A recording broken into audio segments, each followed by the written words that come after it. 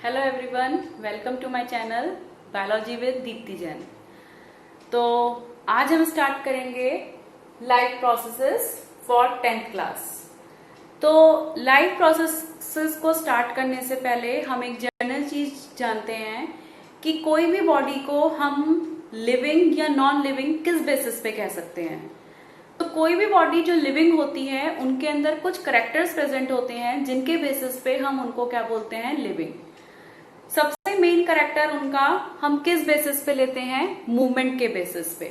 अगर कोई body move कर रही है एक जगह से दूसरी जगह पे, लोकोमोट कर रही है, तो उस बॉडी को आप लिविंग कहते हैं। लेकिन अब यहाँ पे क्वेश्चन है कि जो कार है, स्कूटर है, बसेस हैं, ट्रेन है, वो भी क्या है, मूवेबल है, but they are not living, they are non living.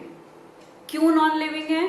क्योंकि वो हमारे उन जो हम लोगों के अंदर लिविंग कंडीशंस के अंदर, लिविंग ऑर्गेनिज्म के अंदर कुछ एक्टिविटीज होती हैं, कुछ प्रोसेसेस होते हैं जो हम करते हैं, है ना, जो एक लिविंग बॉडी के अंदर होता है, वो किसी भी नॉन लिविंग बॉडी के अंदर वो प्रोसेसेस प्रेजेंट नहीं होते हैं।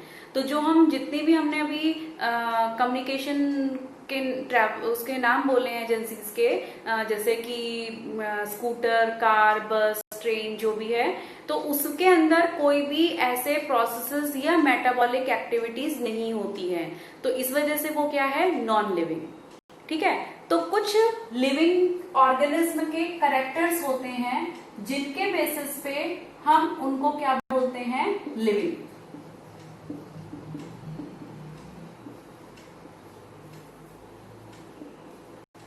क्या क्या कैरेक्टर होंगे इसमें?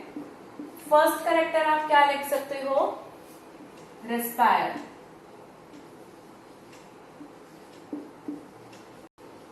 दे रेस्पायर, रेस्पिरेशन शो करते हैं। Second, they need food,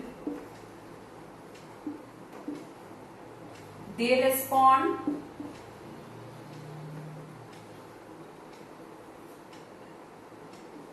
they respond favor to stimuli.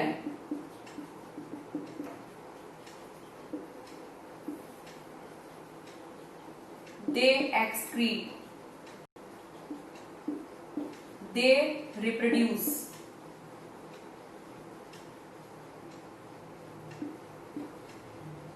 they show growth। ठीक है, कितने पॉइंट्स आए? 1 2 3 4 5 6। रिस्पायर कर रहे हैं, फूड की रिक्वायरमेंट होती है अपनी प्रोसेसेस को करने के लिए, एनर्जी के लिए। किसी भी स्टिमुलाई के अगेंस्ट क्या करते हैं, ये रिस्पॉन्स देते हैं, एक्सक्रीट करते हैं, जो बॉडी के अंदर वेस्टेज होती है उसको बॉडी से बाहर रिमूव करते हैं, रिप्रोड्यूस करते हैं, अपने नंबर को इंक्रीज करने के लिए मल्टीप्लाई करते हैं, अपने जैसे ऑर्गेनिज्म को प्रोड्यूस करते हैं और ग्रोथ शो करते हैं। ठीक है, और क्या करते हैं, दे शो मूवमेंट्स।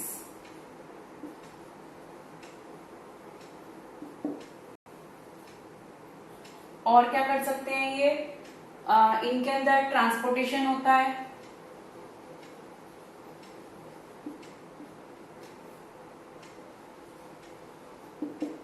सब्सटेंसेस का क्या होता है, ट्रांसपोर्टेशन। तो लगभग इन कैरेक्टर्स को जो कोई भी ऑर्गेनिज्म अगर फॉलो करता है तो वो क्या है, लिविंग है। ठीक है, अब इसमें से जितने भी अब ऑर्गेनिज्म को हम कैटेगराइज कर सकते हैं प्लांट्स और एनिमल्स में।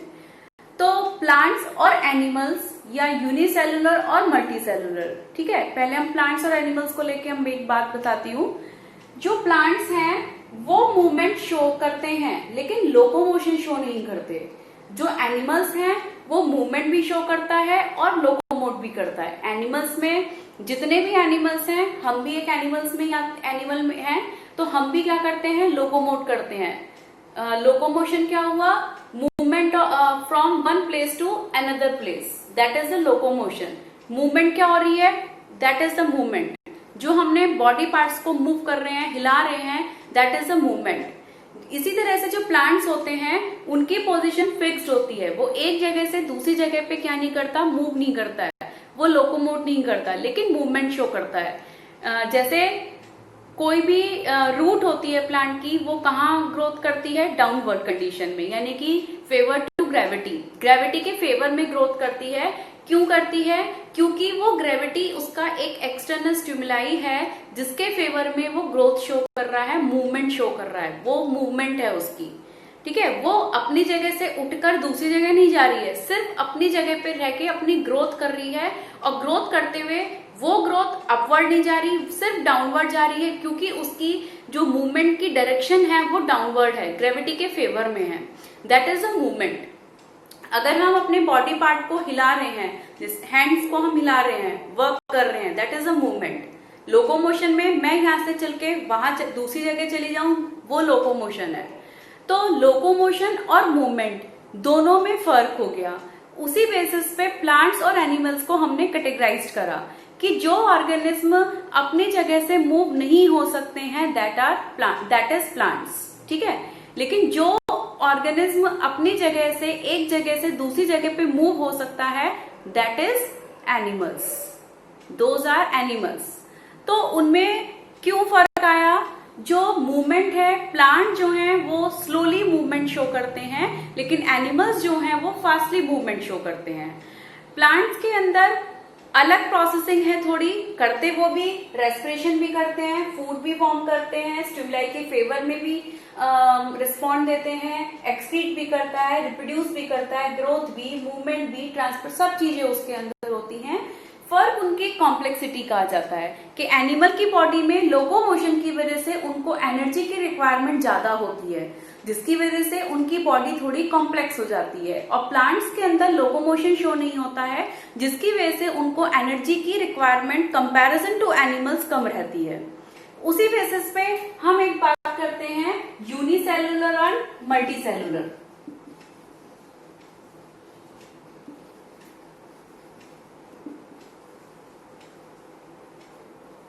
यूनिसेलुलर ऑर्गेनिज्म कौन होते हैं? जिनकी बॉडी सिर्फ वन सेल की होती है, हैविंग वन सेल।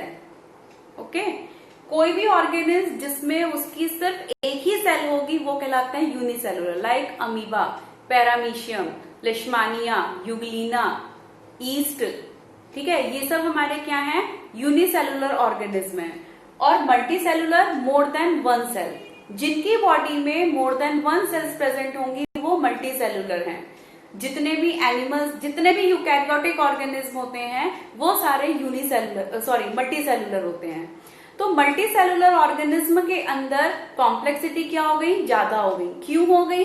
क्योंकि उनके अंदर नंबर ऑफ सेल्स बन रही है, नंबर ऑफ सेल्स बढ़ रही है, तो नंबर ऑफ सेल्स के इंक्रीज होने से उनके अंदर ऑर्गेनाइजेशन लेवल आ गया है। सेल से मिलके टिश्यू बन गया, टिश्यू से मिलके ऑर्गन बन गया, ऑर्गन से मिलके ऑर्गन सिस्टम से मिलके बॉडी बन गई। ठीक है, तो उनके अंदर एक पर्टिकुलर सेल में फंक्शंस ना हो, मतलब कि एक जो फंक्शन है वो क्या कर रही है? ग्रुप ऑफ सेल्स परफॉर्म कर रहे हैं, यानी कि टिश्यूज परफॉर्म कर रहे हैं। टिश्यूज क्या होता है? Group of cells which perform the same function, that are tissues, that is tissue. तो टिश्यू जो है वो ग्रुप ऑफ सेल्स होती हैं जो पर्टिकुलर फंक्शंस को कर रहे हैं, वो टिश्यू है। अब जब सेम फंक्शंस करने वाले टिश्यू अगर मिल जाते हैं तो वो क्या बन गया? ऑर्गन बन गया। और सेम टाइप के फंक्शंस को करने वाले जब ऑर्गन्स मिल जाएं तो क्या बन गया? ऑर्गन सिस्टम बन गया। और कई सारे ऑर्गन सिस्टम मिलके बन जाती है हमारी एक बॉडी। जैसे हमारी बॉडी के अंदर एक डाइजेस्टिव सिस्टम हो गया, रिप्रोडक्टिव सिस्टम हो गया, एक्सक्रीटरी सिस्टम हो गया, सर्कुलेटरी सिस्टम हो गया, रेस्पिरेटरी सिस्टम हो गया, ब्रीथिंग सिस्टम हो गया, और हमारा स्केलेटल सिस्टम हो गया। तो इस तरीके के जो सिस्टम मिलके हमारी एक बॉडी को फॉर्म करा है। ठीक है, तो वो चीज मल्टीसेलुलर है। लेकिन यूनिसेलुलर ऑर्गेनिज्म में जितनी भी एक्टिविटीज होती हैं, जितने भी प्रोसेसेस होते हैं, वो उनकी एक सेल ही परफॉर्म करती है। तो ये फर्क हो गया यूनिसेलुलर और मल्टीसेलुलर में। तो यूनिसेलुलर ऑर्गेनिज्म के अंदर जो प्रोसेसिंग होती हैं, जो फंक्शंस होते हैं, वो उनके सेल्स की वजह से हो रहे हैं, और उनके अंदर जो प्रोसेसिंग होगी वो एक सिंपल डिफ्यूजन प्रोसेस के थ्रू हो सकता है। इसमें सिंपल डिफ्यूजन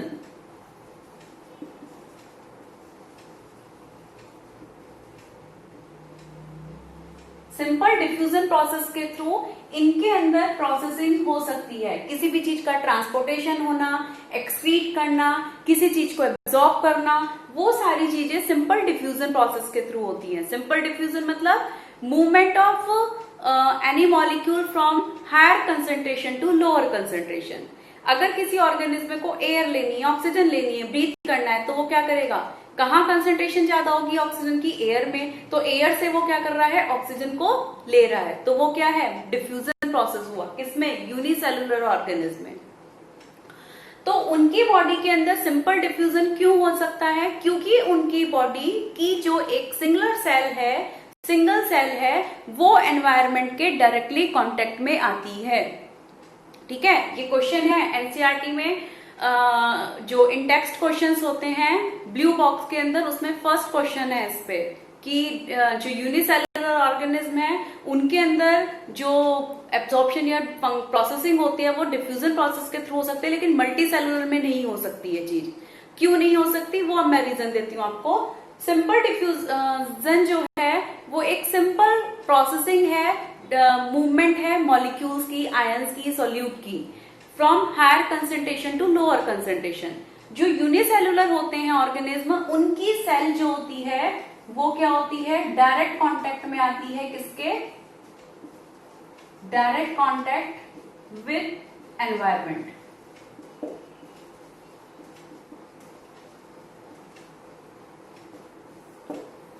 ठीक है, इनकी सेल इनके डायरेक्ट कांटेक्ट में है एनवायरमेंट के, तो एनवायरमेंट के डायरेक्ट कांटेक्ट के होने से वो एयर इजीली क्या कर सकता है, एब्जॉर्ब कर सकता है, वाटर इजीली एब्जॉर्ब कर सकता है, फूड डायरेक्टली ले सकता है और डायरेक्टली ही एक्सक्रीट कर सकता है, और एनर्जी भी इनको कम रिक्वायर्ड होती है। ठीक है, लेकिन मल्टी सेलुलर ऑर्गेनिज्म, जो मल्टी सेलुलर ऑर्गेनिज्म होते हैं उनके अंदर क्या हो गया,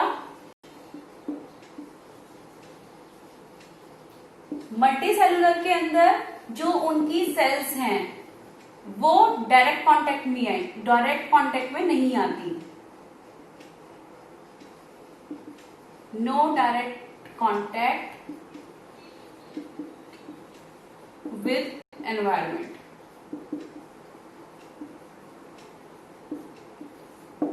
क्यों नहीं होती डायरेक्ट कांटेक्ट में, क्योंकि उनके अंदर एक ऑर्गेनाइजेशन लेवल आ गया, उनके अंदर कॉम्प्लेक्सिटी बढ़ गई, सेल्स एक सेल से ज्यादा हो गई। तो जरूरी तो नहीं है कि जो एक सेल्स हैं वो सारी सेल्स सारी आउटर साइड में हो, वो सेल सारी जो बाहर की तरफ सेल्स हैं वो डायरेक्ट कांटेक्ट में आ सकती हैं एनवायरमेंट के, लेकिन जो अंदर की तरफ सेल्स हैं वो डायरेक्ट कांटेक्ट में नहीं आ सकती। ठीक है, तो जो आउटर सरफेस पे आउटर टिश्यू जो बना रही है, आउटर ऑर्गन की आउटर टिश्यू, आउटर लेयर बन रही है, वो डायरेक्ट कांटेक्ट में आ सकता है, लेकिन सारी सेल्स जो होती हैं वो बॉडी की एनवायरनमेंट के डायरेक्टली कांटेक्ट में नहीं आ सकती, क्योंकि उनके अंदर लेवल ऑफ ऑर्गेनाइजेशन हो गया, सेल से मिलकर टिश्यू बन गए, टिश्यू से मिलकर ऑर्गन, ऑर्गन से मिलकर ऑर्गन सिस्टम। तो वो सारी सेल क्या आ रही हैं, एनवायरनमेंट के डायरेक्टली कांटेक्ट में नहीं आ रही हैं, जिसकी वजह से क्या हो रहा है, उनके अंदर सिंपल डिफ्यूजन नहीं हो सकता। दूसरा, इनके अंदर मल्टी सेलुलर है, इनको किसी भी रिएक्शन को करने के लिए एनर्जी की रिक्वायरमेंट ज्यादा चाहिए होती है। ठीक है, क्या होता है इसमें, सेकेंड हो गया need to high amount of energy.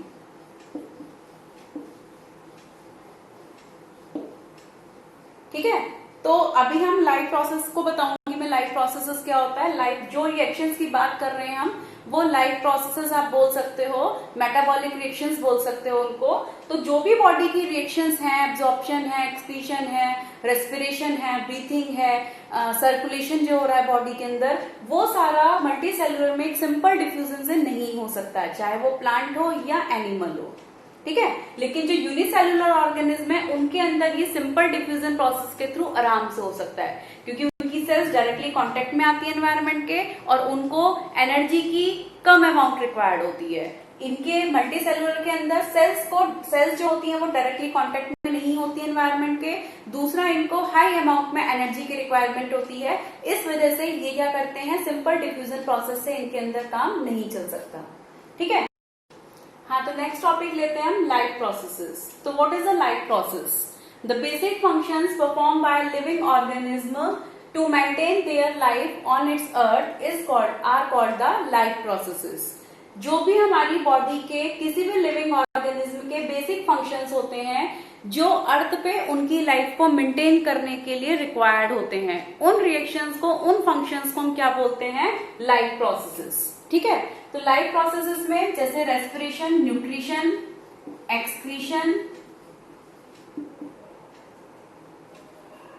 Excretion और सर्कुलेशन,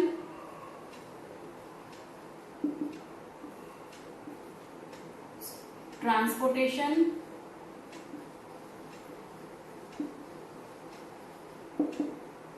एंड देन रिप्रोडक्शन, इस टाइप के ये फंक्शंस हमारे, ये बेसिक फंक्शंस किसी भी बॉडी में प्रेजेंट होते हैं जिसके बेसिस पे उनकी लाइफ क्या होती है? लाइफ आगे बढ़ती है, ग्रोथ करती है। रेस्पिरेशन, प्लांट्स हो या एनिमल्स, रेस्पिरेशन करता है, रिस्पायर करता है, गैसेस का एक्सचेंज होता है। रेस्पिरेशन एक्चुअल में क्या होता है? जब हम ब्रीथिंग करते हैं, ब्रीथिंग क्या है? एक्सचेंज ऑफ गैसेस, ऑक्सीजन का इंटेक करना, कार्बन डाइऑक्साइड का बाहर जाना, that is a breathing. But respiration is a biochemical process. Biochemical process क्यों बोल रहे हैं? क्योंकि जो ऑक्सीजन हम ब्रीथिंग के थ्रू लेते हैं, रेस्पिरेशन में उस ऑक्सीजन को यूज करके जो हमारी बॉडी के अंदर फूड होता है, फूड ऑक्सीडाइज्ड होता है, जिससे क्या फॉर्म होती है? एनर्जी। मतलब क्या हुआ? Oxidation of food in the presence of oxygen, that is a respiration. तो रेस्पिरेटरी ऑर्गन्स होते हैं बॉडी के अंदर, जिसके अंदर जो रेस्पिरेशन को परफॉर्म करता है। उसके बाद न्यूट्रिशन, किसी भी बॉडी को अपने वर्क करने के लिए फूड की रिक्वायरमेंट होती है, क्योंकि फूड ही है जो ऑक्सीडाइज्ड होकर क्या करता है? एनर्जी प्रोड्यूस करता है। उस एनर्जी से हम इन रिएक्शंस को परफॉर्म करते हैं। एक्सक्रीशन क्या हुआ? जो हमारी बॉडी के अंदर वेस्टेज प्रोड्यूस होती हैं, चाहे वो प्लांट हो या एनिमल हो, तो वो क्या करता है? वो उसको बॉडी से बाहर निकाला जाता है, क्योंकि वो क्या है? हमारी बॉडी के लिए पॉइजनस है, हमारी बॉडी को हार्म करेगी। तो उन सब्सटेंसेस को बाहर निकालना बहुत जरूरी है। उस प्रोसेस को हम क्या बोलते हैं? एक्सक्रीशन। उसी तरह से सर्कुलेशन में क्या आ गया? जैसे हार्ट ब्लड की पंपिंग करता है और पूरी बॉडी में ब्लड जो है वो डिस्ट्रीब्यूट होता है, और ब्लड डिस्ट्रीब्यूट जो होता है, ब्लड अपने साथ किन चीजों को डिस्ट्रीब्यूट करेगा? न्यूट्रिशंस को, एंजाइम्स को, हार्मोन्स को। तो वो किसके थ्रू हो रहा है? सर्कुलेशन के थ्रू। उसी तरह से ट्रांसपोर्टेशन है, ट्रांसपोर्टेशन भी लाइक टू सर्कुलेशन है। ये टर्म ज्यादातर हम लोग प्लांट्स में यूज करते हैं। जो जाइलम और फ्लोएम के थ्रू वाटर का ट्रांसपोर्टेशन बॉडी में हो रहा है, या फूड का ट्रांसपोर्टेशन बॉडी के अंदर हो रहा है। रिप्रोडक्शन, अपने नंबर ऑफ ऑर्गेनिज्म को इंक्रीज करना, अपने यंग वंस को प्रोड्यूस करना, वो है रिप्रोडक्शन। अपनी पॉपुलेशन को इंक्रीज करना, दैट इज द रिप्रोडक्शन। तो ये एक लिविंग ऑर्गेनिज्म का मेन कैरेक्टर है, जिसके बेसिस पे हम बोल सकते हैं कि कोई भी ऑर्गेनिज्म वो क्या है? लिविंग है, इन कैरेक्टर्स के बेसिस पे। और यही कैरेक्टर्स हमारे क्या है? लाइफ प्रोसेसेस हैं, बॉडी के बेसिक फंक्शंस हैं, लाइफ के बेसिक फंक्शंस हैं, जिनके बेसिस पे हमारी लाइफ परफॉर्म होती है। तो इसमें से जो ये रिप्रोडक्शन वाला टॉपिक है, ये आगे पढ़ेंगे हम लोग उसमें, लेकिन अभी फिलहाल जो इस चैप्टर में है लाइफ प्रोसेस में, वो ये टॉपिक्स हैं। तो सबसे पहले हम यहाँ पर एक चीज और बताते हैं कि जो ये लाइफ प्रोसेसेस होते हैं, इनके लिए एनर्जी कहाँ से आती है? इनको करने के लिए मैंने कई बार ये लाइन बोली है कि जो बेसिक फंक्शंस हैं, उनको परफॉर्म करने के लिए हमको एनर्जी चाहिए। प्लांट हो या एनिमल हो, सबको एनर्जी रिक्वायरमेंट चाहिए। तो एनर्जी कहाँ से मिलती है? फूड से। ठीक है, फूड एक मेन सोर्स होता है जो हमको एनर्जी प्रोवाइड कराता है। वो एनर्जी कैसे मिलती है? रेस्पिरेशन प्रोसेस से। अभी मैंने बोला आपको, oxidation of food in the presence of oxygen and produce the high amount of energy, that is the respiration. तो जब फूड ऑक्सीडाइज्ड होता है, हमारी बॉडी के अंदर ऑक्सीडेशन रिडक्शन रिएक्शन चलती रहती है, रिडॉक्स रिएक्शन चलती रहती हैं। ऑक्सीडेशन होता है, रिडक्शन होता है, जिसके बेसिस पे क्या होता है, फूड का ऑक्सीडेशन हो रहा है, फूड सिंथेसाइज हो रहा है। प्लांट्स अगर हैं तो प्लांट्स के अंदर रिडक्शन हो रहा है, जिससे कि कार्बोहाइड्रेट प्रोड्यूस हो रहा है, स्टार्च प्रोड्यूस हो रहा है, ग्लूकोज फॉर्म्ड हो रहा है। और हमारी बॉडी के अंदर, एनिमल्स की बॉडी के अंदर वो ग्लूकोज ऑक्सीडाइज्ड होता है, जिससे कि उनके ऑक्सीडेशन से हमको क्या मिलती है, एनर्जी। और एनर्जी किस फॉर्म में मिलती है, एटीपी की फॉर्म में। ATP means adenosine triphosphate. इस फॉर्म में हमको एनर्जी मिलती है। ये फॉस्फेट हाइड्रोलाइज होकर हमको एनर्जी प्रोवाइड करता है, और उस एनर्जी को हम कंज्यूम करते हैं अपने बेसिक फंक्शंस को परफॉर्म करने के लिए। ठीक है, तो ये फूड बेसिक सोर्स है हमारी एनर्जी के लिए, जो हमको हमारे बेसिक फंक्शंस परफॉर्म कराने में हेल्प करता है। तो नेक्स्ट टॉपिक हम लेते हैं अब न्यूट्रिशन प्रोसेस। जैसे हमने लाइफ प्रोसेस में लिखा था न्यूट्रिशन, रेस्पिरेशन, सर्कुलेशन, रिप्रोडक्शन, ये सब लिखे थे, एक्सक्रीशन। तो उसमें हम फर्स्ट टॉपिक ले रहे हैं न्यूट्रिशन। तो सबसे पहले हम देखते हैं न्यूट्रिशन क्या होता है। तो न्यूट्रिशन हमने क्या डिफाइन कर सकते हैं, it is a process intake of nutrient by an organism as well as the utilization of these nutrient by the organism. कि जो हम न्यूट्रिएंट को लेते हैं और उन न्यूट्रिएंट को ऑर्गेनिज्म जो है यूटिलाइज करता है, एक ऑर्गेनिज्म के थ्रू जो यूटिलाइज हो रहा है या इनटेक कर रहा है, वो जो प्रोसेस है वो कहलाता है हमारा न्यूट्रिशन। यानी कि आप इन शॉर्ट बोल सकते हो process of intaking of nutrients by the organism, that is the nutrition. अब न्यूट्रिएंट जो हम वर्ड बोल रहे हैं कि ऑर्गेनिज्म क्या लेते हैं, न्यूट्रिएंट लेते हैं। न्यूट्रिएंट क्या होते हैं, nutrient defined as a substance which an organism obtain from its surrounding and use it as a energy and for the build up of a body। यानी कि न्यूट्रिएंट एक सब्सटेंस है, हमने क्या बोला, nutrient defined as a substance which an organism obtain from its surrounding and uses it as a source of energy or build up of its body। तो कोई भी सब्सटेंस जब कोई ऑर्गेनिज्म अपने सराउंडिंग से, आसपास से लेता है और उन न्यूट्रिएंट को एज ए एनर्जी का सोर्स लेता है या अपनी बॉडी को बिल्टअप करने में यूज करता है, तो वो सब्सटेंसेस क्या कहलाते हैं, nutrient. Like carbohydrate, proteins, fat, vitamins, minerals, that is. ठीक है, जो कार्बोहाइड्रेट और फैट है वो किसका सोर्स है हमारे लिए, उसका एनर्जी का। ठीक है, प्रोटीन जो है वो हमारे लिए क्या करता है, बॉडी को बिल्टअप करता है और रिपेयरिंग का काम करता है, बॉडी के अंदर ग्रोथ में हेल्प करता है। और मिनरल्स, विटामिन जो है ये हमारे इम्यूनिटी को स्ट्रॉन्ग करने में हेल्प करते हैं। तो इस तरीके से हर न्यूट्रिएंट का एक स्पेसिफिक अमाउंट में हमारी बॉडी में क्या होता है, यूटिलाइज होता है, उसका एक अपना रोल होता है। अगर वो उसकी डेफिशिएंसी हो जाती है तो प्रॉब्लम हो सकती है, और एक्सेस हो जाती है तो प्रॉब्लम हो सकती है। तो न्यूट्रिशन के बेसिस पे अब हम बोलते हैं mode of nutrition. Mode of nutrition क्या हुआ, method of obtaining food by an organism. कोई ऑर्गेनिज्म किस तरीके से न्यूट्रिशन को लेता है, किस तरीके से, किन मेथड्स के थ्रू वो न्यूट्रिशन को ले रहा है, वो क्या कहलाएगा, उसका मोड ऑफ न्यूट्रिशन। ठीक है, क्या बोला हमने, method of obtaining food by an organism, that is the mode of nutrition.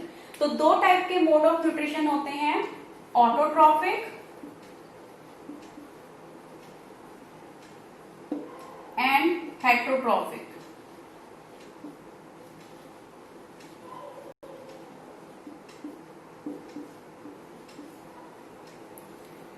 ठीक है, ऑटोट्रॉफिक और हमने क्या बोला, हेटरोट्रॉफिक।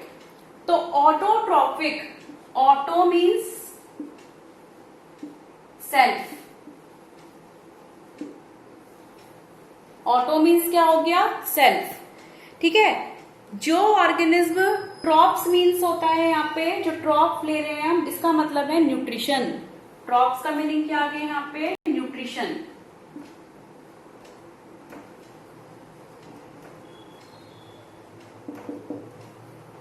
ठीक है, तो ऑटो मीन्स सेल्फ, यानी कि जो ऑर्गेनिज्म अपने आप फूड को, अपने आप न्यूट्रिशन को फॉर्म्ड कर सकते हैं, उनको हम क्या बोलते हैं, ऑटोट्रॉफिक। ऑटोट्रॉफिक में कौन आते हैं, प्लांट्स, ग्रीन प्लांट्स। तो प्लांट्स जो यानी कि जो ऑर्गेनिज्म अपने आप फूड फॉर्म कर सकते हैं, those organism are autotrophs and that mode of nutrition, this mode of nutrition is the autotrophic nutrition.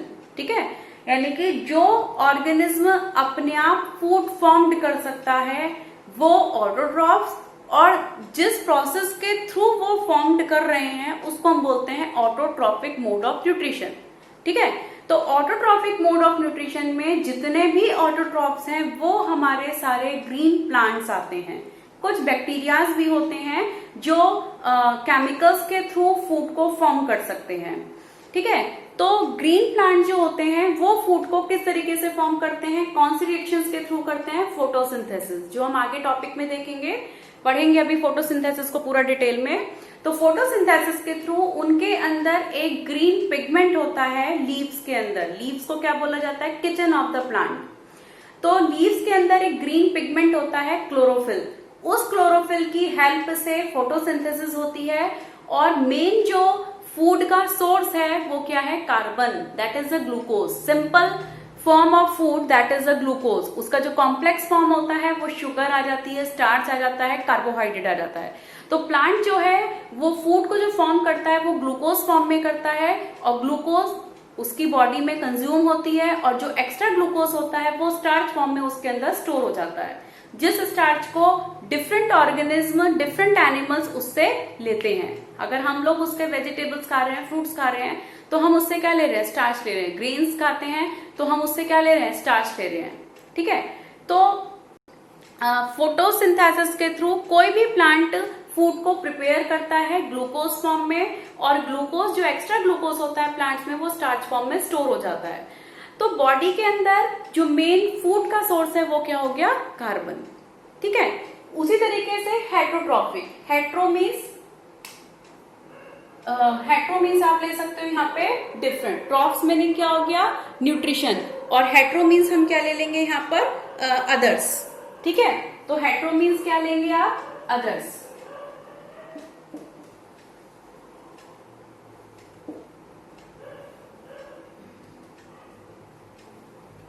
ठीक है, और ट्रॉफ्स मीनिंग क्या हो गया, न्यूट्रिशन, यानी कि जो ऑर्गेनिज्म दूसरों पे न्यूट्रिशन के लिए डिपेंड है वो क्या हो गए हमारे हेट्रोट्रॉफ ऑर्गेनिज्म। जो ऑर्गेनिज्म दूसरों पे डिपेंड है, अपने आप फूड फॉर्म नहीं कर सकते, वो ऑर्गेनिज्म हेट्रोट्रॉफ, और वो मोड ऑफ न्यूट्रिशन हेट्रोट्रॉफिक। ठीक है, those organism depends for food on other animals और other organism, those are the heterotrophs and this type of mode of nutrition is heterotrophic। ठीक है, तो हेट्रोट्रॉफिक में कौन आ जाते हैं, जितने भी सारे एनिमल्स हैं। लेकिन हेट्रोट्रॉफिक में अभी हम यहाँ पे टाइप्स पढ़ेंगे।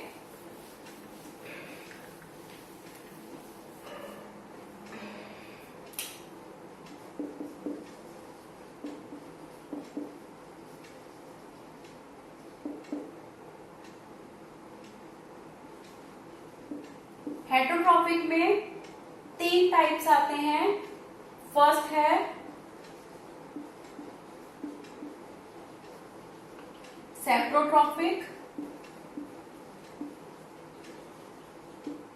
Parasitic, and third one is holozoic. ठीक है, तो इसमें जो सेप्रोट्रॉफिक मोड ऑफ न्यूट्रिशन है वो क्या होता है, सेप्रोफाइटिक या सेप्रोट्रॉफिक। सेप्रोट्रॉफिक न्यूट्रिशन जो है ये उन ऑर्गेनिज्म के होते हैं जो नॉन ग्रीन होते हैं, यानी कि फंगाई। ठीक है, कौन शो करता है ये, फंगाई। ये नॉन ग्रीन प्लांट्स हैं, नॉन प्लांट्स बोल सकते हो आप इनको। तो ये क्या करते हैं, which organism obtain their foods from dead and decaying organism। ठीक है, ये किससे फूड लेते हैं, obtain from dead and decaying।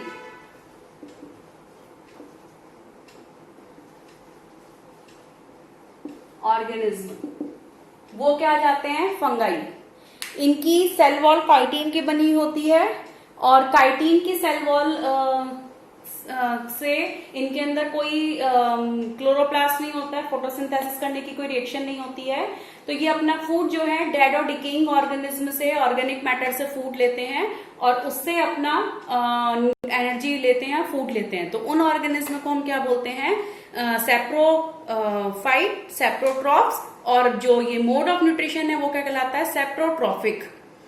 तो इसमें जो भी ऑर्गेनिक मॉलिक्यूल है या कॉम्प्लेक्स मॉलिक्यूल होता है वो इनको, ये जो है उनको सिंपलर और कंपोनेंट्स में ब्रेक डाउन कर देते हैं। तो ये हमारे क्या कहलाते हैं? सेप्रोट्रॉप्स। ठीक, उसी तरह से सेकेंड इसमें जितनी भी फंगस है वो आ जाती है सेप्रोट्रॉफिक में। क्या आ जाती है? सारी फंगस। ठीक है, जैसे वो देखते हैं ना हम लोग मशरूम वगैरह जो होती है वो सारी फंगस में आती है। मशरूम है, ईस्ट है, ईस्ट है, ये सारी हमारी किस में आती है? सेप्रोट्रॉप्स में। और जो पैरासिटिक मोड ऑफ न्यूट्रिशन है, ये मोड ऑफ न्यूट्रिशन होता है जिसमें ऑर्गेनिज्म अपना फूड डिराइव करते हैं दूसरे लिविंग ऑर्गेनिज्म से। कहां से लेते हैं ये?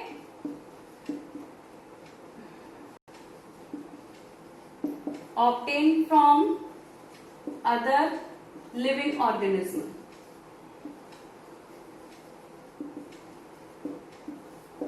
लिविंग ऑर्गेनिज्म, जैसे हमारी बॉडी पे लाइज रहती है, हेड में, सिर में लाइज हो जाती है, वो पैरासाइट है। ठीक है, क्योंकि वो हमारे क्या करती है? ब्लड सक करती है। तो वो हमारी बॉडी से क्या ले रही है? फूड ले रही है, अपना न्यूट्रिशन ले रही है। वो क्या है? पैरासाइट। जब कोई भी ऑर्गेनिज्म दूसरे लिविंग ऑर्गेनिज्म की बॉडी पर रहकर उससे फूड ले रहा है, वो क्या है? पैरासाइट। तो पैरासाइट यहाँ पे, जैसे एग्जाम्पल, हम मोस्ट कॉमन एग्जाम्पल लेते हैं खसकुटा, जिसको नॉर्मली हम बोलते हैं अमरबेल। ठीक है, ये एक हॉस्ट प्लांट पर रहकर क्या करती है? फूड लेती है, न्यूट्रिशन लेती है। तो इसको हम बोलते हैं खसकुटा। ठीक है, और इसके अलावा लाइज हो गई और लिवर फ्लूक हो गया। ठीक है, और इस तरीके से कई एनिमल्स भी होते हैं जो parasitic mode of nutrition show करते हैं। थर्ड वन आ जाता है होलोजोइक। होलोजोइक मतलब हो गया एक हॉलो कैनाल। हॉलो कैनाल के थ्रू कोई भी बॉडी जो न्यूट्रिशन लेती है, एक कॉम्प्लेक्स फूड मटेरियल लेती है और जो उसको डाइजेस्ट करके बॉडी उसको स्मॉलर पार्टिकल्स में ब्रेक डाउन कर देती है, वो होलोजोइक न्यूट्रिशन है। तो होलोजोइक न्यूट्रिशन में एक सॉलिड फूड इनटेक करा जाता है और उसमें अनडाइजेस्टेड फूड को बॉडी से बाहर निकाला जाता है, वो होलोजोइक है, एक हॉलो कैनाल के थ्रू होता है। किसके थ्रू होता है ये? Hollow canal.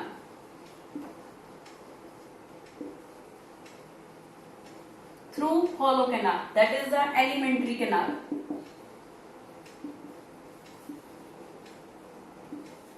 ठीक है, एलिमेंट्री कैनाल के थ्रू जो बॉडी मतलब फूड इनटेक कर रही है, फिर उसका डाइजेशन हो रहा है बॉडी में, कॉम्प्लेक्स फूड सिंपलर कंपोनेंट्स में ब्रेक डाउन हो रहा है और वो क्या वो जो अनडाइजेस्टेड फूड है वो बॉडी से बाहर जाता है। तो वो चीज हमारी किस में आ जाती है? होलोजोइक न्यूट्रिशन में। तो मोस्टली जो मैमल्स आते हैं वो होलोजोइक न्यूट्रिशन को शो करते हैं। तो ये था हमारा यहाँ पे मोड ऑफ न्यूट्रिशन। तो नेक्स्ट टॉपिक नेक्स्ट वीडियो में, आई होप आप लोग को समझ में आया होगा। तो नेक्स्ट टॉपिक नेक्स्ट वीडियो में, टिल देन बाय।